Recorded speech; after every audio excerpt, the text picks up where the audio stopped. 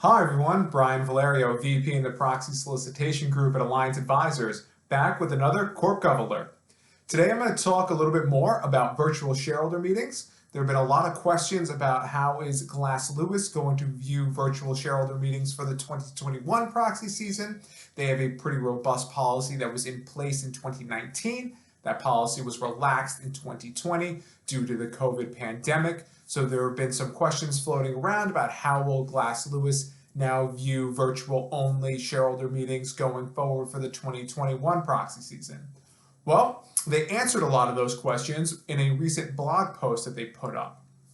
And essentially what they did was the first thing that Glass Lewis did was it acknowledged that virtual shareholder meetings are going to be here for the foreseeable future.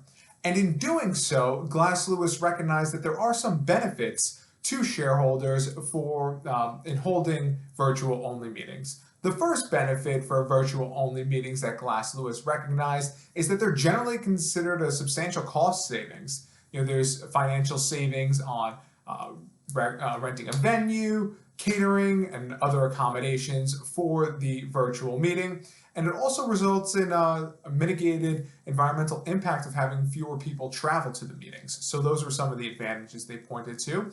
The second big advantage that Glass Lewis pointed to is that shareholders that otherwise wouldn't be able to attend the meeting because they wouldn't be able to travel, they don't have the time or the ability to get to the location of the meeting, are actually able to attend a virtual only meeting in a way that they otherwise would not be able to attend. So that was the other key benefit that Glass Lewis recognized with virtual only meetings. Glass Lewis then went on in the blog post to articulate some of its views and its expectations on issuers that are going to hold virtual only meetings this year for 2021. And what they did was they basically said that they think that there is the potential ability for a virtual only meeting to curb the ability of a shareholder to directly communicate with the management and the directors of a company. But Glass Lewis recognized that if there are some measures that are put in place, these concerns can be mitigated. So what are some of the measures that Glass Lewis is looking for? Well, they're looking for disclosure on when, where, and how shareholders will have the ability to ask questions, the types of questions that would normally be permitted to be asked at an annual in-person meeting.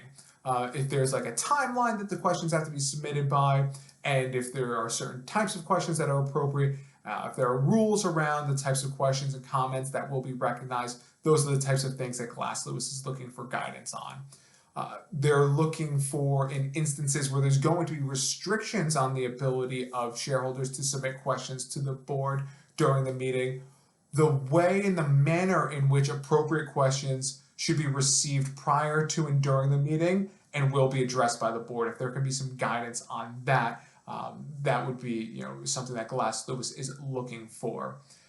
Another thing that Glass Lewis is looking for is the procedure and the requirements necessary to participate in the meeting and or access it. So basically, how do you view it? How do you participate in the meeting? How are you able to view the proceedings virtually? Finally, they're looking for some input on technical support. There can be some potential for some technical difficulties for users, and if that is the case, what do they do to rectify those issues that they're having so that they can, in fact, attend the meeting virtually? So those are some of the key disclosures that Glass Lewis will be looking for going forward with the virtual only meetings. Glass Lewis did reiterate that in, quote unquote, the most egregious situations or cases where there's inadequate disclosure of those key points that I mentioned, that they could hold or recommend that shareholders hold the board or relevant directors accountable for that lack of disclosure. So those are some of the keys that Glass Lewis will be looking for in the 21 disclosures for companies that are going to be holding virtual only meetings. We provide virtual shareholder meeting services at Alliance. So if you have some questions about how to conduct a virtual shareholder meeting, or if you want to talk to us about what our process looks like and what our service looks like, please feel free to connect and I can walk you through that. Thanks.